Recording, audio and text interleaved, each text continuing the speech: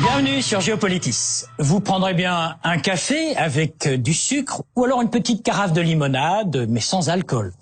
En tout cas, si vous avez soif de connaissances, sachez que tous ces mots, café, carafe, limonade ou alcool, tous sont des mots d'origine arabe. Ces mots, ce sont autant d'apports à l'Occident en provenance de cette brillante civilisation arabo-islamique, cette civilisation qui a transmis, inventé et magnifié tant de disciplines entre, disons, le 8e et le 13e siècle.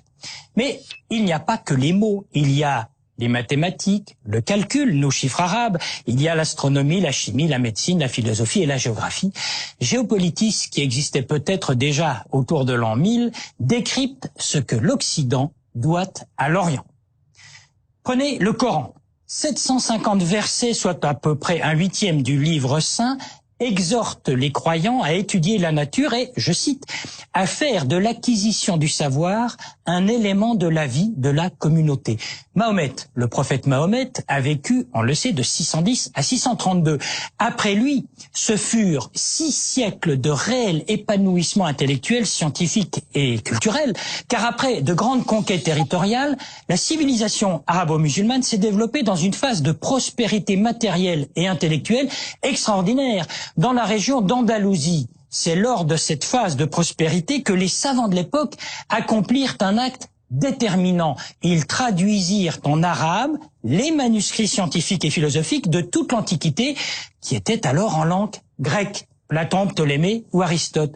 Ce fut aussi le cas à Cordoue, alors l'émirat de Cordoue, l'un des plus grands foyers de transmission à l'Occident de la pensée gréco-arabe avec un retentissement culturel qui est resté dans l'histoire. C'est à Cordoue, par exemple, lors d'une mission secrète, qu'un certain Gerbert d'Aurillac, un moine, a découvert l'origine de la numérotation de 1 à 9. C'était en l'an 999. Cordoue était alors en rivalité avec le Caire où déjà s'était créée une formidable bibliothèque, 1 600 000 volumes ou chapitres, comme on disait à l'époque, ce qui démontrait la passion de la civilisation pour le livre et pour la traduction du texte ancien. Et si l'on va vers l'Est, vers Bagdad, on apprend qu'à l'époque, des bibliothèques publiques, on en comptait alors une bonne centaine dans la ville. Bagdad, le califat de Bagdad, où les califes faisaient figure, disons, de despotes éclairés. C'était le temps des 1001 nuits. Alors, asseyez-vous sur le sofa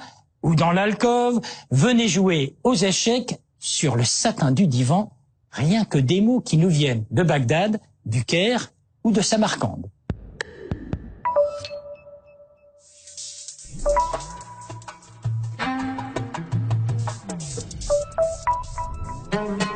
C'est l'un des principaux apports de la civilisation arabe, le papier.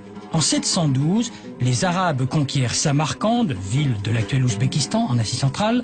C'est là que l'on va maîtriser l'art de battre le lin de manière à en faire une sorte de pâte qui progressivement va remplacer le velin et le parchemin.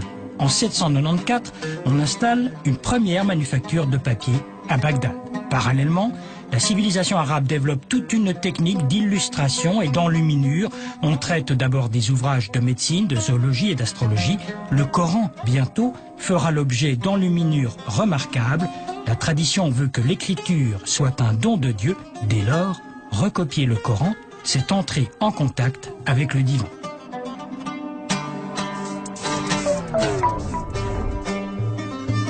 Au Moyen-Âge, les vrais pionniers de la recherche médicale, ce sont les Arabes. En premier lieu, ce sont eux qui ont gardé, conservé et transmis les savoirs de l'Antiquité. C'est grâce à eux que nous connaissons les enseignements d'Hippocrate. Il semble que les Arabes aient repris la théorie dite des 4 humeurs, à savoir que la maladie résulte en fait d'un déséquilibre entre la bile, le flegme, le sang et l'atrabile. La médecine consiste alors à rétablir cet équilibre par des remèdes et aussi par une alimentation appropriée. On peut citer une encyclopédie médicale de l'époque, celle dite d'Avicenne, qui répertorie près de 800 remèdes. Avicenne, qui était iranien et qui a vécu il y a exactement 1000 ans, est en fait le premier médecin qui a décrit avec autant de précision des maladies comme la méningite ou la pleurésie. Et c'est aux contemporains d'Avicenne que l'on doit la description de la circulation sanguine pulmonaire et l'opération de la cataracte. C'était déjà l'une de ses spécialités. Jusque-là, en Europe, on utilisait les chiffres romains. Et c'est au Maghreb que l'on allait mettre au point les chiffres dont nous nous servons aujourd'hui, les chiffres arabes, de 1 à 9. Coup de génie, les mathématiciens de l'époque, qui n'avaient d'ailleurs pas ce titre, ont décidé de prendre le 0, qui était d'origine indienne, et de lui conférer le statut de nombre, ce qui n'avait rien d'évident à l'époque.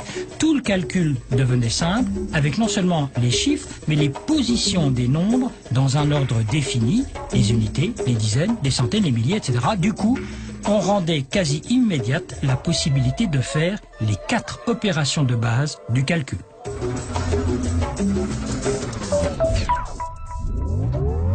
Un certain Al-Jazari, à ne pas confondre avec Al Jazeera, avait construit une monumentale horloge où des cercles représentaient le mouvement du zodiaque, du soleil et de la lune. L'astronomie a toujours passionné la civilisation arabe qui avait non seulement intégré mais encore développé les découvertes de grands anciens comme Ptolémée. C'est ainsi que se sont matérialisées les cartes du ciel et que se sont perfectionnés des instruments de mesure et d'observation comme l'astrolabe. Et comment oublier que ce sont ces savants arabes qui ont imaginé le plus vieil outil pédagogique de l'astronomie, le globe céleste. L'astronomie, le calcul, la médecine, le papier comme support, autant de disciplines maîtrisées par cette civilisation arabo-musulmane.